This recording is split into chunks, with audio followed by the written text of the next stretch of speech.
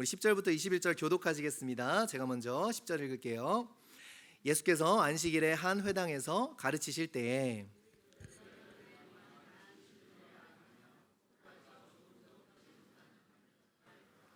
예수께서 보시고 불러 이르시되 여자여 내가 내 병에서 놓였다 하시고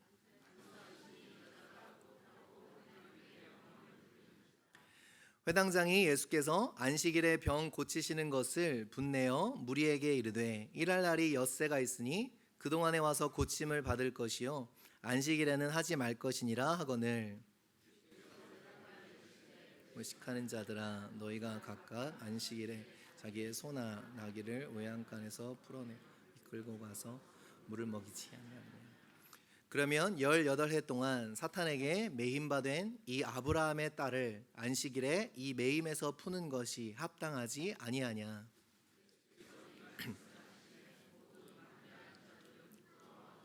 온 무리는 그가 하시는 모든 영광스러운 일을 그러므로 예수께서 이르시되 하나님의 나라가 무엇과 같을까? 내가 무엇으로 비교할까?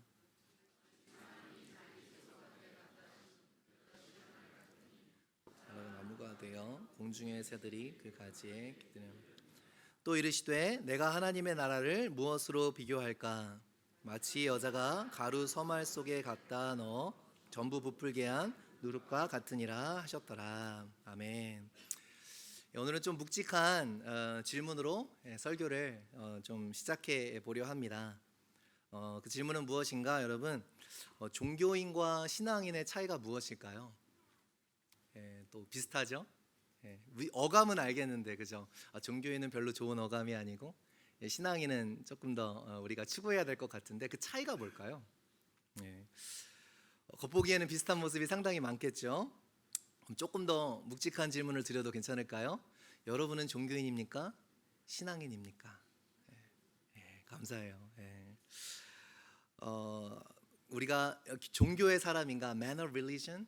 아니면 man of faith? 믿음의 사람인가? 이것이 실은 우리가 가는 여정 가운데 너무 중요한 거죠. 근데 문제는요, 이 두 개가 언뜻 보면 너무 비슷해요. 그래서 우리가 헷갈릴 수 있다라는 겁니다. 어제 문득 제가 좀 이런 물건이 있었으면 좋겠다 이런 생각이 들어갖고 전화기를 켜고 이제 아마존 앱을 이렇게 스크롤 다운하기 서칭을 하기 시작했어요. 한참을 이렇게 내려가면 계속 나오잖아요. 한참을 스크롤 다운해도 딱 이거다 할 물건이 없는 거예요. 그래서 옆에서 아내가 보더니 그럼 없는 거야. 옆에서 그만 찾아 그러더라고요. 설교 준비나 해 그러더라고요. 정말 많은 상품들이 즐비했어요.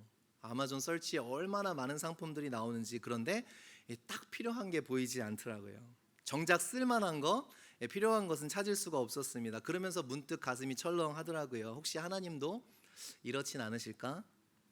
정말 많은 사람들이 있지만, 많은 사람들이 예배로 나오지만 하나님, 정말 하나님 마음에 쏙 드는, 정말 딱 이거야, 이러한 예배자가 없으면 어떡할까? 혹시 내가 그렇게 스크롤돼서 지나가는 것 중에 내가 하나면 하나님이 진짜 예배자가 어딨나 이렇게 보시는데 나는 눈을 마주치려고 기다리고 있는데 하나님이 나를 그냥 지나가 버리시면 어떡하지? 그냥 스크롤돼서 지나가는 아마존의 하나처럼 나의 예배도 하나님께 그렇게 보여지면 어떡하지? 이렇게 가슴이 좀 철렁하는 생각이 들더라고요. 종교인은 참 많지만요, 신앙인은 참 적은 세상이 아닌가, 그러한 생각이 들었습니다. SNS에서 우연히 만난 문구가 있어요. 이런 얘기를 하더라고요. 그래서 제가 캡처해 놨어요. Some people talk to you in their free time and some people free their time to talk to you. 어떤 사람들은요, 시간이 날 때 나를 찾아오는 사람이 있고요, 아니면 나를 찾아오기 위해서 시간을 만드는 사람들이 있대요. 하나님은 어떤 사람을 찾으실까요?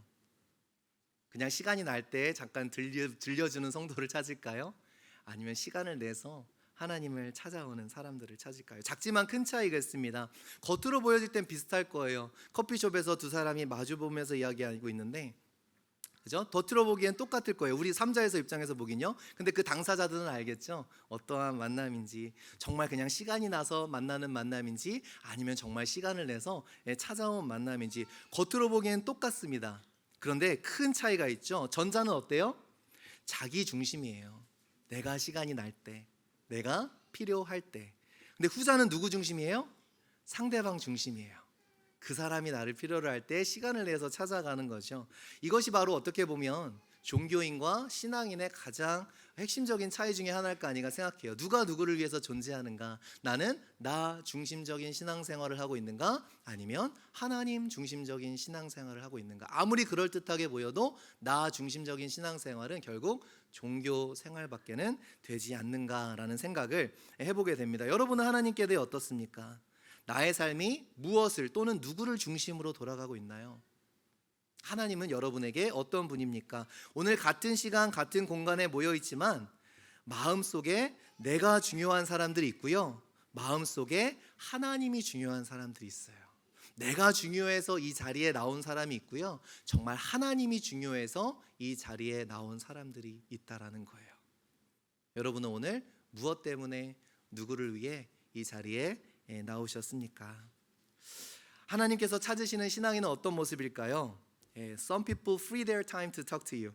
이 문구처럼 하나님께 하나님 anything for you, anytime for you, anywhere for you 이렇게 말할 수 있는 것이 바로 진정한 신앙인의 모습이 아닐까 생각이 듭니다. 여러분 어떠세요? 하나님을 위해서라면 anything for you, anytime, anywhere 이렇게 가실 수 있겠습니까? 이럴 줄 알았어요. 여기서 아멘이 나오면 제가 오늘 설교 여기서 끝내려고 했어요. 왜냐면 된 거니까, 신앙이 된 거니까 제가 무슨 말을 하겠어요. 근데 아멘이 한 분도 안 나온 거로 저는 오늘 설교를 굉장히 길게 하려고 마음을 먹고 정말 써놨어요. 여기서 아멘이, 여기 썼어요. 여기 아멘이 나오면 여기서 설교 끝내기. 그리고 근데 여러분 아멘이 안 나왔기 때문에 설교를 계속해서 이어가도록 하겠습니다. 오늘 본문은요, 예수님께서 안식일에 한 회당에서 가르치시는 장면으로 시작이 되어져요. 여러분 안식일과 회당 굉장히 특별한 의미를 가진 장소와 시간이죠. 그러니까 지금으로 이야기하자면 언제예요? 바로 지금 여기예요. 안식일과 회당, 주일에 주일 예배를 주님 앞에 드리고 있는 겁니다. 신자들이 모여서 예배를 드리는 거죠. 그래서 회당에서 가르치시는 것은 예수님의 사역 중 중요한 부분이었습니다. 그런데 예수님께서 회당에서 가르치신 후에 어떤 여인이 예수님의 눈에 들어옵니다. 그 여인의 상태를 누가는 이렇게 묘사하죠. 우리 11절 같이 읽어보겠습니다. 시작. 18해 동안이나 한 여자가 있더라. 등이 구부러져서 조금도 펴지 못하는, 그러니까 아주 곱주였나 봐요. 조금도 펴지 못한다. 그러니까 심각하게 등이 굽은 상태로 몇 년을요? 18년을 이렇게 살아온 거예요. 18해 동안을 지내온 불쌍한 여인이 예수님의 눈앞에 보여집니다. 그리고 그 여인을 보시고 예수님께서 무엇라 말씀하시는데요, 이 부분이 굉장히 중요하겠죠. 우리 12절 말씀 같이 읽어보시겠습니다. 시작. 예수께서 보시고 불러 이르시되 여자여 내가 내 병에서 놓였다 하시고. 여러분 좀 말이 특이하지 않나요? 예수님께서 내 병에서 나았다 라고 해야 되죠. 그런데 아니면 고침받았다, 네가 힐 되었다 이렇게 이야기해야 되는데 내 병에서 놓였다라고 말씀을 하십니다. 굉장히 어색한 표현을 하고 계시는 거죠. 근데 이 놓였다라는 단어가 작은 단어가 아닙니다. 놓다, 떠나다, 보내다, 심지어는 이혼하다. 그러니까 무슨 말이에요? 완전히 떠나버리는 것을 의미해요. 다양하게 번역이 됩니다. 예수님께서 왜 뜻밖의 단어를 사용하셨을까요? 고침을 받았다 해도 되는데 왜 노임을 받았다라고 말씀을 하실까요? 여러분 진정한 신앙은 어디서부터 시작되는지 아세요? 떠남에서 시작돼요. 떠남에서. 그 부분을 우리가 간구할 때가 많습니다. 진짜 떠나야 이룰 수 있는 거예요. 그렇죠? 오죽하면 하나님께서 창세기에 남자와 여자가 그죠? 결혼하는 것을 말씀하시면서 남자가 그 부모를 떠나 그죠? 아내와 합하여 한 몸이 될지니라 말씀하셨잖아요. 그러니까 진짜 떠나야 되는 것들이 있는 거예요. 온전한 연합을 위해서 내가 떠나야 될 무엇인가가 있다라는 거예요. 그런데 왜 온전한 연합이 이루어지지 못해요? 떠남이 없기 때문에 그렇습니다. 그러니까 예수님께서 지금 굉장히 중요한 말씀을 하시고 싶으신 거예요. 우리의 신앙도 어떻게 해요? 종교인이 되면 결코 떠나지 않는 것들이 있어요. 떠나기 싫은 무엇인가가 있다라는 것입니다. 예수님께서 왜 이런 단어를 사용하셨을까? 여러분 누가복음에서 예수님의 회당에서의 가르침을, 그러니까 예수님께서 회당에서 자주 가르치셨는데요, 처음으로 기록된 내용이 누가복음 4장에 있어요. 그때 예수님께서 선지자 이사야의 글을 인용하셨습니다. 우리 누가복음 4장 18절 19절 같이 한번 읽어보겠습니다. 시작. 주의 성령이 내게 임하셨으니 이는 가난한 자에게 복음을 전하게 하시려고 내게 기름을 부으시고 나를 보내사 포로된 자에게 자유를, 눈먼 자에게 다시 보게 함을 전파하며 눌린 자들을 자유롭게 하고 주의 은혜의 해를 전파하게 하려 하심이라 하였더라. 그 전 슬라이드로 한번 돌아가 봐 주시겠어요? 예수님께서 이제 회당에서 처음 가르치시는 그런 누가복음 4장에서 그 복음의 에센스를 어떻게 설명하시죠? 풀려나는 것. 가난한 자에게 복음이 전파되고요. 그 다음에 한번 넘겨봐 주시겠어요? 포로된 자에게 자유를, 놓여지는 것을 말씀하고 계십니다. 그러니까 복음의 중요한 부분에 뭐가 있는가? 우리가 이전에 우리를 묶고 있던 것에서부터 자유케 되어지는, 죄의 권세와 사슬에서 우리가 해방되어지는 그 복음의 에센스가 있다라는 거예요. 여러분, 포로된 자에게 자유가 주어졌어요. 그럼 다시 돌아가요? 안 돌아가죠. 눈먼 자가 다시 보게 되었어요. 그럼 맹인의 상태로 다시 돌아가길 갈망해요? 이게 복음에 너무 중요한 거예요. 그런데 우리는 끊임없이 갈망하는 것들이 있죠. 놓지 못하는 것들이 있죠. 어떻게 보면 우리의 믿음이 한 걸음 더 전진하지 못하는 것은 우리가 무엇을 안 해서가 아니라 놓아야 될 무엇인가를 끊임없이 붙잡고 있는 우리의 모습 때문에 진정한 신앙이 되는데 걸림돌이 될 수 있다라는 겁니다. 그런 사람이 어디 있어요? 포로를 해서 풀려났는데 다시 포로가 되겠다고 들어가는 사람이 어디 있어요? 그런데 신앙인 중에서 있다니까요. 예수 믿는 걸 후회하고 예전의 것으로 돌아가는 사람들이 있다니까요. 그러니 우리가 하나님의 크신 계획 가운데 그 큰 은혜들을 경험할 수 있겠냐라는 거죠. 해방은 무엇입니까? 여러분, 신앙생활에서 정말 중요한 게 있어요. 신앙생활을 위해서 여러분, 해방은 뭐예요? 다시 돌아가지 않는 거예요. 그죠? 그러니까 신앙에서 중요한 것은 결별이라는 단어를 기억하셔야 돼요. 결별하는 거예요. 놓였다라는 것은 결코 가벼운 단어가 아닙니다. 결별했다라는 거예요. 그래서 때로는 이혼이라는 단어도 똑같이 결별하는 거예요. 그리고 오늘 본문은요, 누가복음에서 예수님이 회당에서 가르치시는 마지막 장면이에요. 누가복음에서 이제 이후로 예수님께서 회당에서 가르치시는 장면이 나오지 않습니까? 그러니까 처음부터 끝, 이렇게 처음과 끝을 어떻게 쌓여 있죠? 처음에는 이사야서를 인용하심으로, 그리고 마지막에는 그 여인을 18년 동안 등이 굽었던 그 여인을 해방시켜 주심으로 이 복음이 무엇인가를 강력하게 메시지를 전달하고 있다라는 겁니다. 그러니까 단순히 우리가 복음은 이해하고 받아들이는 수준의 것이 아니라 내가 이해했어, 믿었어, 이 정도 수준의 것이 아니라 우리 안에서 놀라운 역사, 해방의 역사를 일으키는 것이 바로 복음이라는 거예요. 그러니까 예수님의 가르침은, 이 여인에게 하시는 말씀은 고침받았어, 나았어라고 하지 않고 놓였다라고 말씀하시는 것은 바로 이것이 단순한 치유가 아니라 복음의 역사가 그녀에게 임한 것을 말씀하는 거라는 거죠. 즉 뭐예요? 이전 상태와의 결별이 이루어지는 겁니다. 여러분, 예수 믿기 전에 나와 나의 셀프와 온전히 결별하셨어요? 예수 믿기 전에 사랑하던 것들과 온전히 결별하셨나요? 예수님 믿기 전에 내가 붙잡고 있던 것들과 온전히 결별하셨나요? 안 그러니까 갈등이 있는 거예요. 결별하면 갈등이 없어요. 오늘 또 이렇게 그 11시 예배 때, 우리 11시 예배는 우리 그 사역자들이 있고 봉사도 있으니까요, 그런 비유를 했어요. 젊은 이제 19살, 20살 이런 청년들이 앉아 있으니까 생각해 보라고. 누구야? 네가 만약에 여자친구가 생겼어.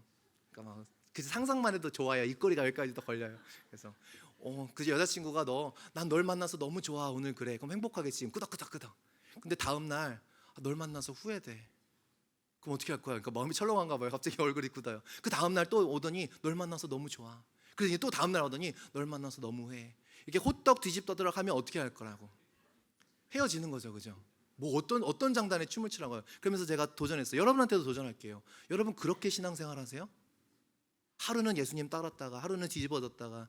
누가 여러분한테 그런 식으로 하면 여러분 집어치우라고 그러실걸요 아마? 그런 거 필요 없다고. 그런데 그렇게 신앙생활하는, 그건 종교인이 되는 거예요. 그렇게 신앙생활 하는 사람이 너무 많아요. 하루는 예수님 다 줄 것처럼, 마음을 다 줄 것처럼 따랐다가 다음 날에는 호떡지. 내가 괜히 이 길 왔나? 괜히 이걸 하나? 나만 손해보는 거 아닌가? 마음에 이 정함이 없는, 하루 다른 그 정함이 없는, 진정한 옛 자아와의 결별이 없는 사람, 하나님이 그런 사람을 어떻게 쓰시냐고요. 하나님이 어떻게 그런 사람을 진정한 예배자로 보시겠냐고요. 이전 상태와의 결별이 이루어지지 않으면 온전히 갈 수 없는 거예요. 우리 인간 사이에서도 마찬가지입니다. 그렇잖아요. 그래서 복음은 무엇입니까? 이전에 우리를 묶어 있던 것과 결별되어지는 거예요. 예배는 무엇인가요? 바로 이러한 결별이 가장 강력하게 이루어져야 할 것이 바로 예배라는 거예요. 그러니까 이미 내가 예전 것도 다 붙잡고 그냥 오늘 은혜만 몇 자락 주어가겠다라는 그런 마음으로는요, 온전한 예배자가 될 수 없어요. 그냥 오늘 하나님 내 가슴을 좀 터치해 주세요, 오늘 좀 용기 좀 주세요, 이러한 마음가짐으로는요 아무것도 될 수가 없어요. 진짜 예배는 어떤 장소예요? 하나님께 그분, 내 찬양과 내 삶을 받기 합당하신 그분께 내가 결단해지는 장소가 바로 예배라는 거예요. 이렇게 예배 드리면요 역사가 일어날까요, 안 일어날까요? 일어나죠. 근데 두 마음을 가지고 예배를 오니 하나님 따르고 싶은 마음도 있지만 놓지 못하는 그것들을 늘 붙잡고 있고, 그러면서 예배에 나오면 하나님이 역사하시고 싶어도 못 줘요. 왜요?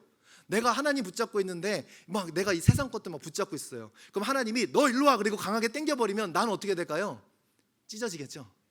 하나님의 마음이 약하셔서 여러분 그렇게 강권적으로 못 이끄시나 봐요, 제 추측에. 이 손을 너무 강하게 붙잡고 있으니까. 그러니까 계속 기다리신 거예요. 놀래? 진짜 나한테 한번 따라와 볼래? 진짜 실어볼래? 너의 인생을 진짜 나한테 맡겨볼래? 그 놓은 손을 내려놓기까지 기다리시는 그 하나님 얼마나 인자하세요. 여러분은 하나님이 저같지 않아서 감사하셔야 돼요. 저는 어떻게 하는지 아세요? 그냥 제가 놔버려요. 됐다야.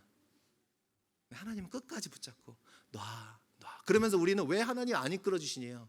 왜 하나님 은혜 안 부어주시니요? 하나님이 은혜를 부어주시려고. 은혜는 뭐예요? 하나님이 자기한테 이끌어 주시는 게 은혜잖아요. 하나님이 끌면 우리가 찢어질걸요?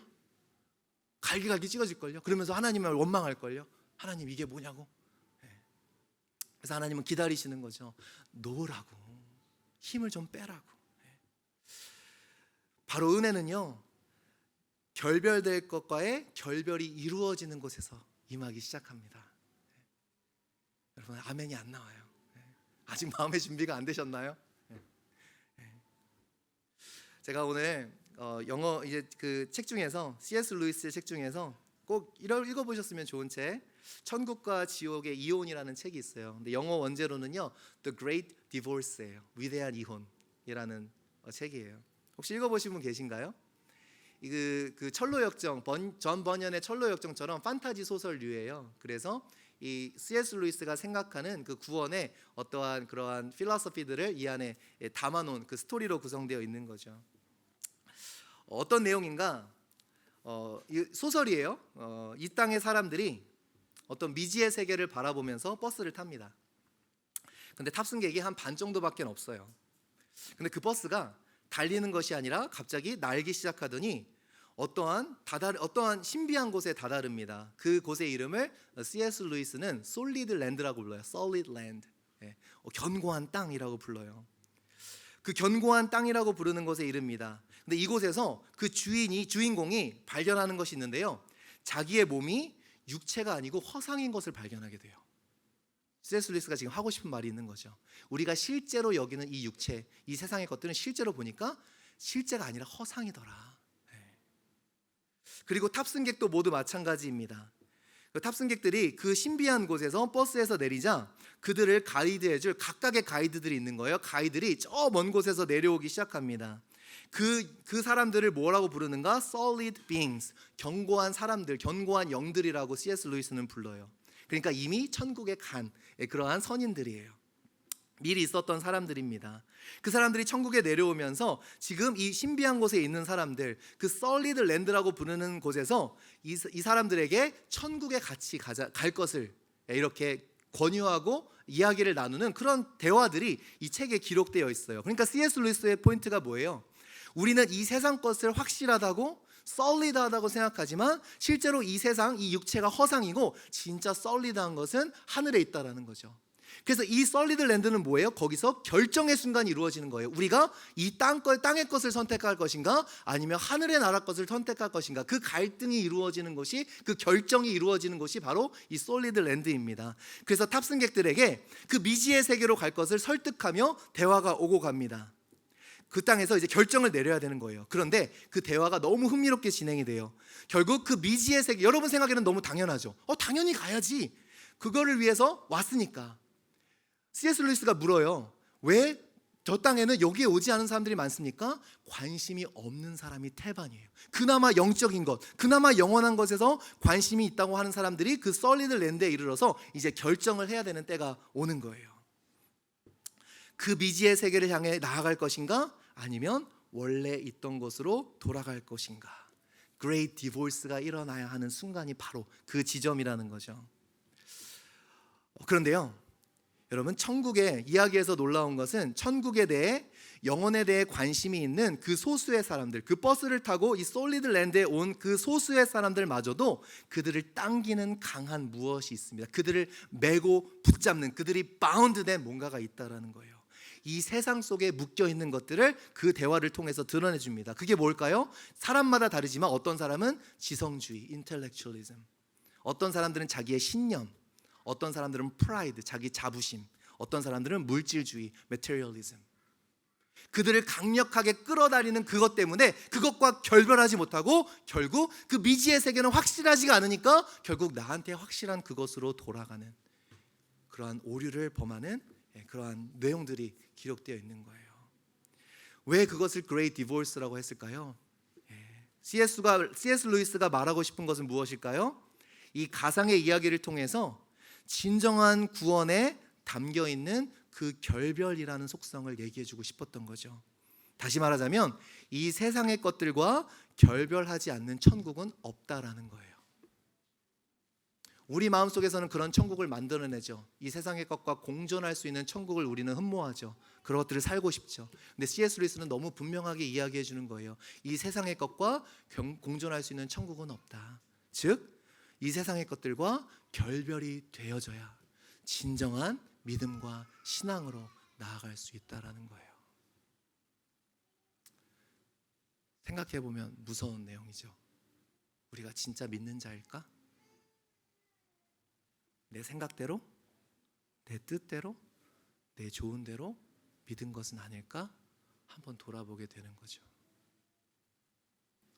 이 땅과 하늘의 것이 섞일 수가 없는데, 물과 기름처럼 섞일 수가 없는데 우리는 섞여서 억지로 그것을 만들어내는 믿음.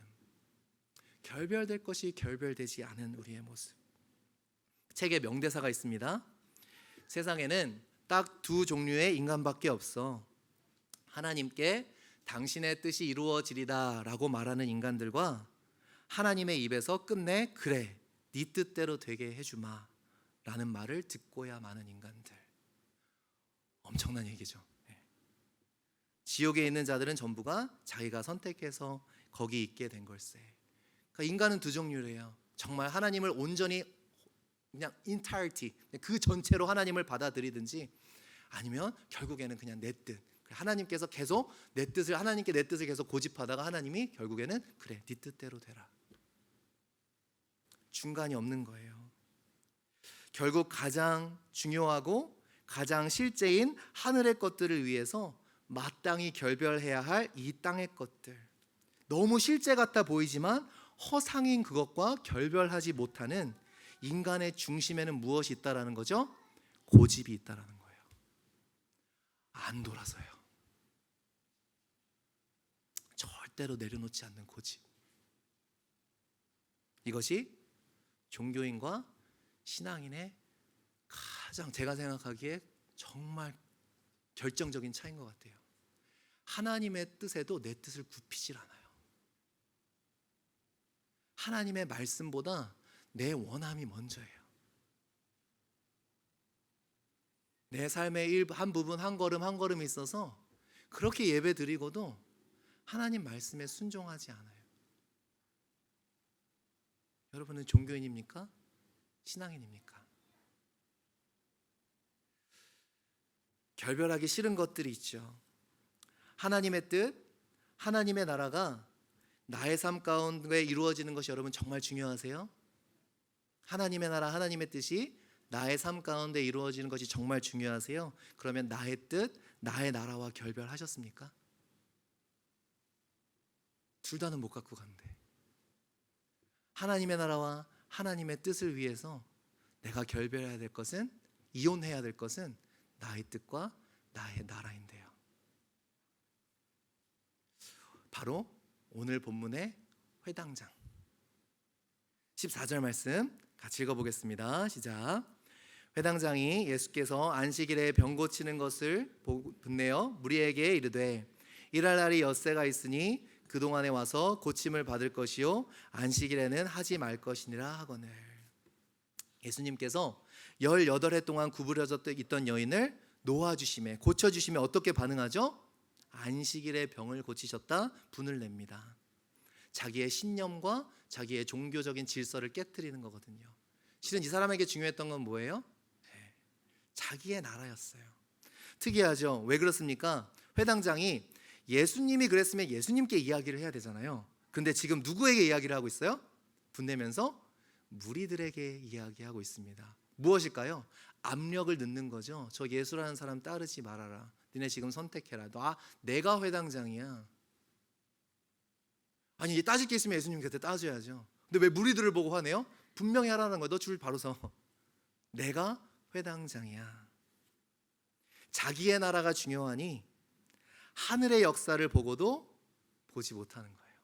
하늘의 역사가 눈앞에 벌어지고 있는데도요, 자기 나라가 중요하면 못 보여요. 내게 중요하면 하늘의 역사가 일어나도 18해 동안 아픔 받던 사람이 고침을 받은 게 안중에 있어요? 없어요? 없어요. 이게 사람이에요.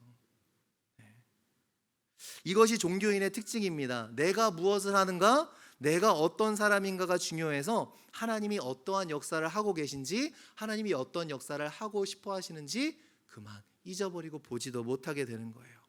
종교인은 하나님을 향한 마음이 무뎌져 있는 까닭이죠. 하나님을 향한 무감각, 반드시 어떠한 증상으로 나타나요? 위선이라는 증상으로 나타납니다. 예수님의 꾸중이 너무나도 핵심을 파고들죠. 우리 15절 같이 읽어보겠습니다. 시작. 주께서 대답하여 이르시되 외식하는 자들아, 소나 나귀를 외양간에서 풀어내어 이끌고 가서 물을 먹이지 않느냐. 예수님이 왜 놓였다라고 이야기하시는지 알겠죠? 너희들 너희 짐승도 케어해 주려고, 보살피려고 그들을 놓아서 안식일에도 물을 먹이러 가잖아. 하물며 18년 동안 노임받지 못했다, 한 번도 풀리지 못했던 이 여인이 안식일에 노임을 받았는데, 이거를 보면서 고작 한다는 말이 뭐예요? 안식일에 병을 고치면 안 된다. 여기에 너무 중요한 뉘앙스가 있어요. 예수님께서 말씀하시죠. 합당하지 아니하냐. 왜 이 말씀을 하시는가? 실은 헬라어 단어로 day라는 단어예요. necessity, 꼭 해야만, must라고 영어로는 표현하죠. 꼭 돼야 되는 것들. 그러니까 이 말을 실은 회당장이 먼저 했어요. 안식일에는 하지 마는 것이 합당하다. 하지 말아야 된다. 그 day라는 단어가, 헬라어 day라는 단어가 똑같이 있어요. 안식일에 병 고치지 않는 것이 합당하다.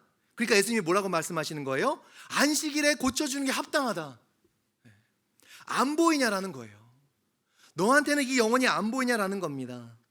예수님께서 진짜 합당하지 않은 모습이 뭐라고 말씀하시는 거예요? 영혼을 보고도 긍휼히 여기지 못하는 너의 마음이 합당하지 않다.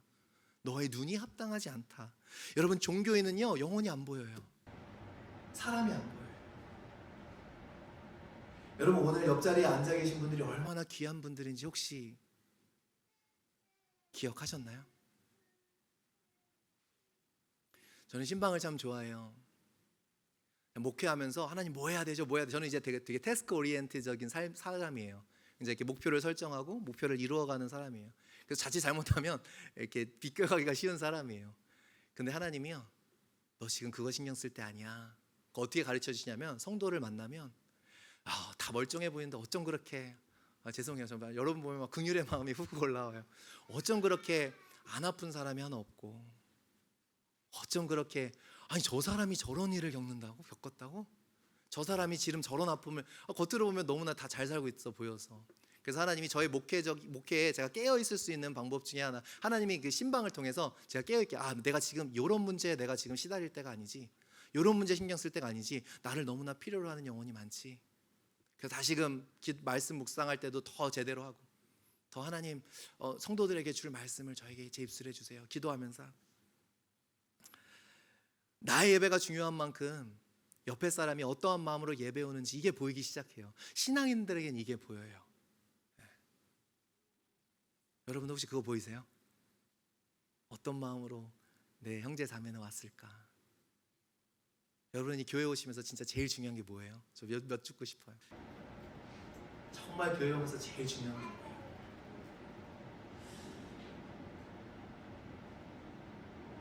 영혼을 긍휼히 보지 못하는 너의 눈과 너의 마음이 합당하지 않다. 예수님께서 강하게 질책하십니다. 나의 뜻, 나의 나라가 중요해지면요, 눈이 가리워져요. 내 주변에 고통받고 진짜 은혜와 자비가 필요한 영혼들이 보이지 않습니다. 그래서 저는 그렇게 해요. 화날 때 있죠. 여러분도 교회 다니시면서 뭐 싸움 있었고 그런 교회 한 번쯤은 계셔봤잖아요. 근데 진짜 영혼 사랑만 있으면 그렇게 안 하는데, 그죠? 못 하는데 집어 던지고 소리 지르고, 진짜 영혼 사랑하는 마음 그 하나만 있으면 그렇게 못 하는데, 종교인이 되니까 하는 거예요. 진짜 신앙인은 그렇게 안 해요. 내 주변에 영혼들이 보이거든요. 여기에 너무 중요한 뉘앙스가 있는 거예요.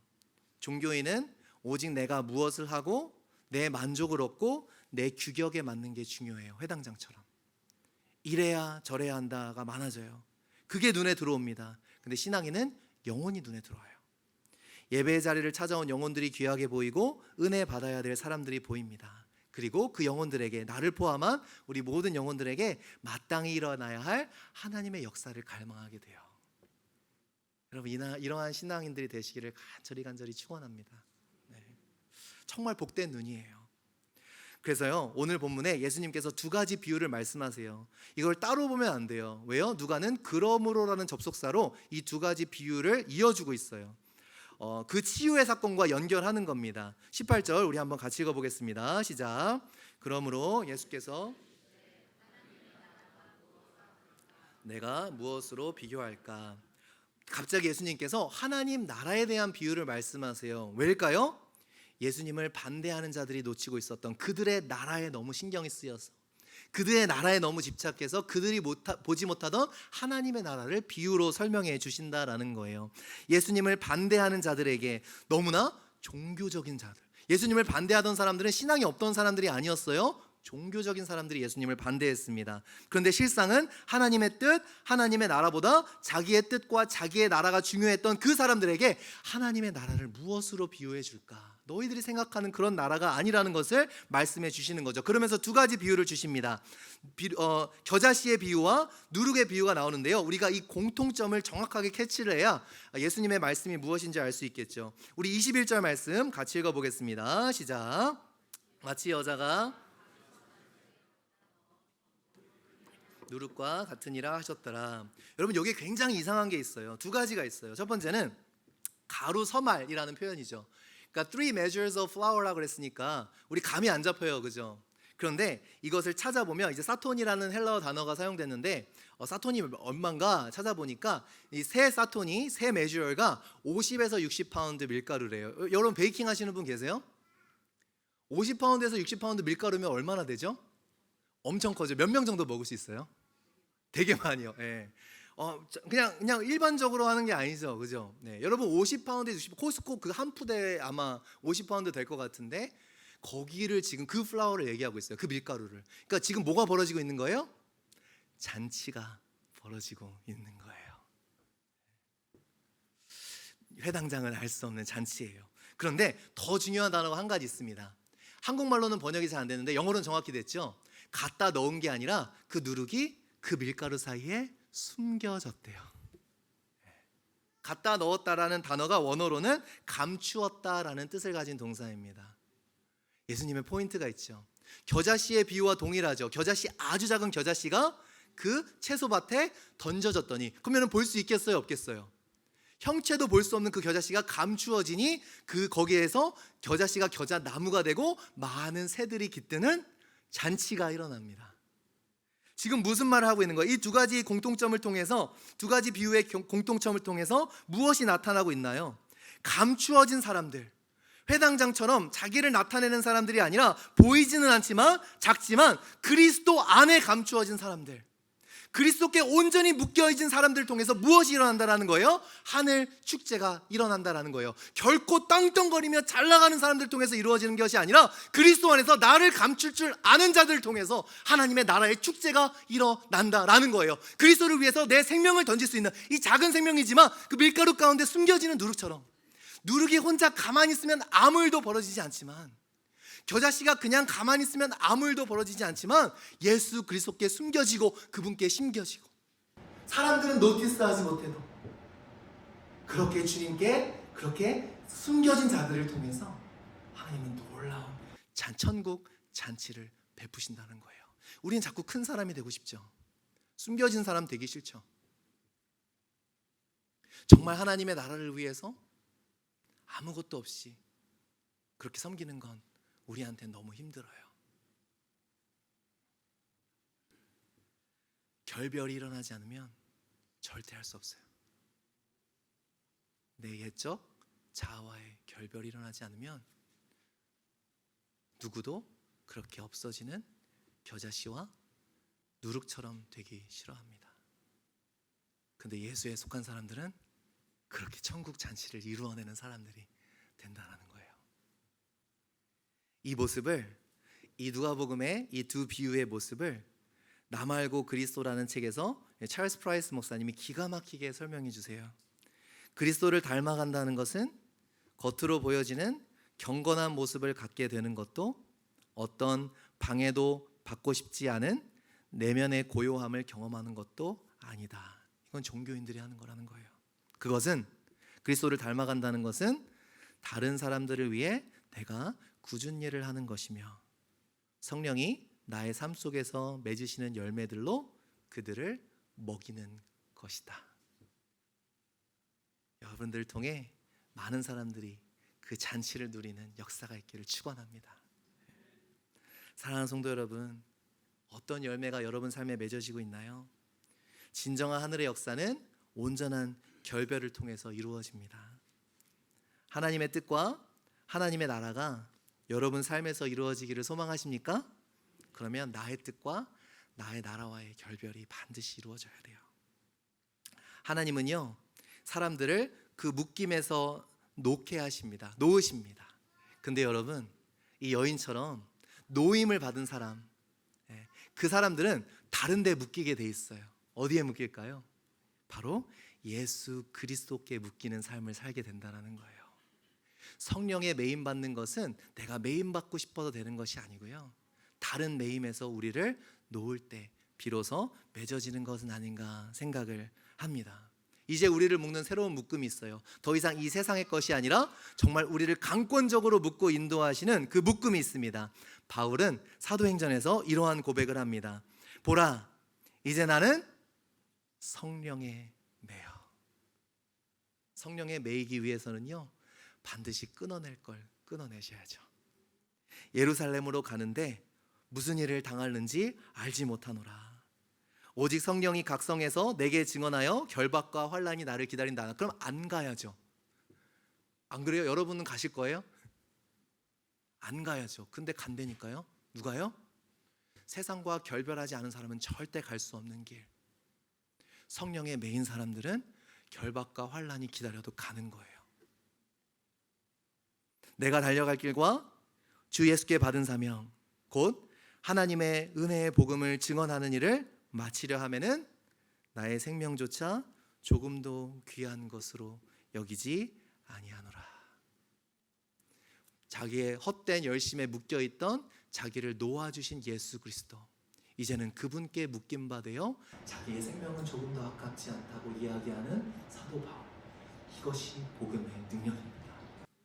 이 복음이 저와 여러분 가운데 있기를, 진정한 복음의 사람들로 살아나가시는 우리가 되기를, 진정 예수께 묶인 인생되어, 예수께 감추어진 인생되어 하늘 잔치가 여러분을 통해 흘러나아가는, 밀가루 50파운드, 60파운드, 200명, 300명, 400명, 500명의 잔치를 이루어내시는 저와 여러분 되시기를 주님의 이름으로 부탁드립니다. 우리 함께 찬양했으면 좋겠어요. 오늘 말씀을 기억하시면서 정말 우리의 종교인들은요, 실은 종교적인 것으로 자기를 위안합니다. 내가 실은 붙잡고 있는 이 세상의 것을 들키지 않으려고 다른 열심으로 가릴 때가 많아요. 근데 그것으로는요 하나님을 설득할 수 없어요. 주님, 내가 이렇게 열심히 했잖아요. 이렇게 열심히 교회 섬겼잖아요. 이렇게 열심히 하나님의 일 하잖아요. 그럼 하나님은 그 다른 손으로 쥐고 있는 것들을 반드시 다루세요. 그걸 놓으면 진짜 자유가 있어. 그걸 놓으면 진짜 평안이 있어. 우리로 살아가는 것이 아니라 이제는 내가 없고 예수 그리스도로 살아가는 것, 나의 나라와 나의 뜻과 결별하고 오직 주님의 것으로, 시작부터 끝까지 주님의 것으로 이루어지는 그러한 삶 되었으면 좋겠습니다. 시간 다 같이 자리에 일어나셔서 우리 찬양의 고백을 우리의 믿음으로 드리며 우리 함께 나아가시겠습니다.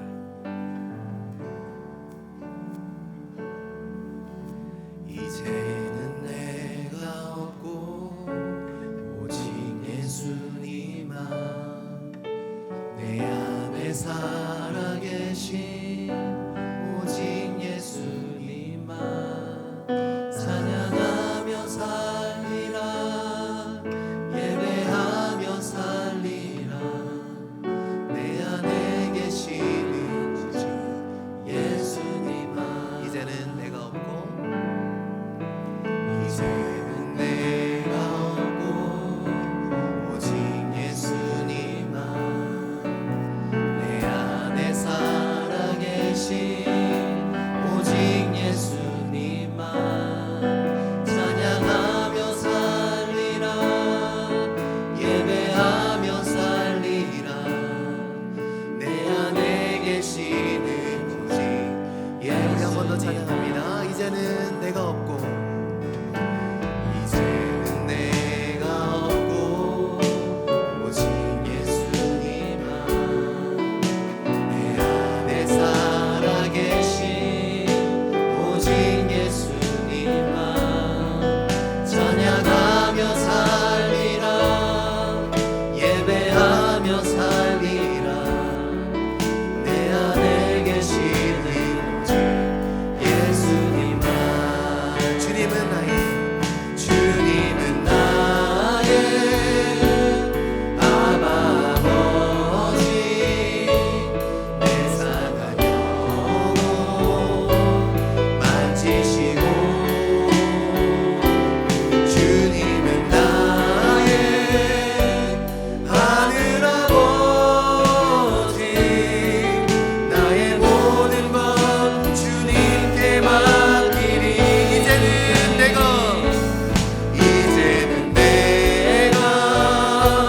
주님과 함께 십자가 위에 죽었으니,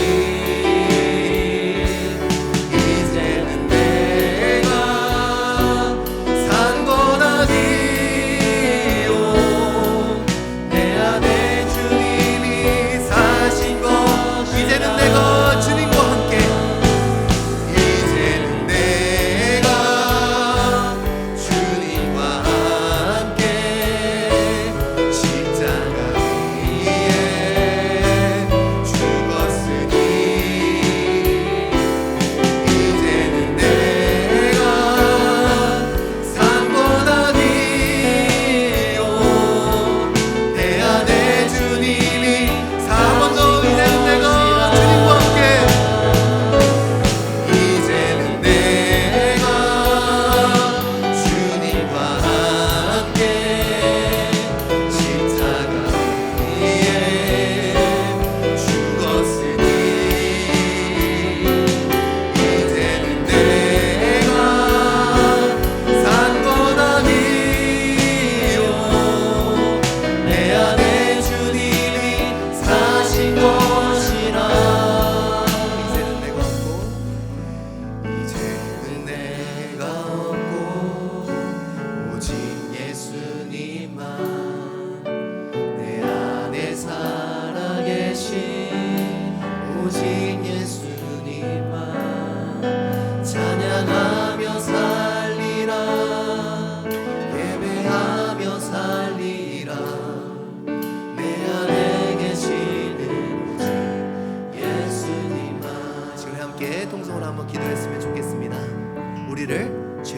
사망의 권세에서 놓아주심은 이제는 예수 그리스도께 묶임받은 인생이 되기 위함입니다. 온전히 예수 그리스도를 따르고 그분의 충만하신 은혜를 누리기 위해서 우리가 결별해야 될 것과 결별해야 합니다. 그럴 때 오늘 충만한 은혜와 평안을 누리는 우리가 될 수 있도록 인도하여 주시옵소서. 우리 삶에 수많은 갈등이 있음은 실은 우리가 놓지 못하는 것, 실은 놓기 싫어하는 것, 우리의 고집스러움을 내려놓고 오늘도 우리를 그 인자한 음성으로 초대하시는 주님, 내려놓고 같이 가자고, 더 깊은 곳으로 가자고,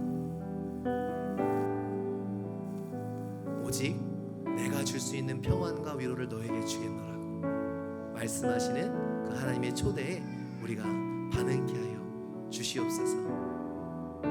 나의 뜻과 나의 나라와 결별하여 내 인생에서 참으로 주님의 뜻과 주님의 나라가 이루어지는, 주님 찾으시는 귀한 인생이 될 수 있도록 세상의 즐비한 종교인들이 아니라 진정한 신앙인으로 주님께 발견되어지는 우리가 될 수 있도록 인도하여 주시옵소서. 우리의 삶을 주님께 올려드리며 우리 함께 통성으로 기도하며 나아가시겠습니다. 함께 주의 이름 부르짖고 기도하겠습니다. 주여, 하나님 감사합니다. 하나님 감사합니다. 우리 한 사람 한 사람에게 아버지 하나님 그 복음의 능력이 충만하게 정말 우리에게 주신 그 복음이 어떤 복음인지 우리가 아버지 하나님 정말 보는 걸 하여 주시옵소서. 하나님 정말 그 인생의 시작되고 하나님 이제 마지막으로 가시는 늘 하나님께서 말씀하시고 저와 사망의 검색에서 아버지 하나님 포로되어 이 세상에 묶여있던 우리들을 도와주시고 해방시켜 주시는 데서 다시 한번 이 땅에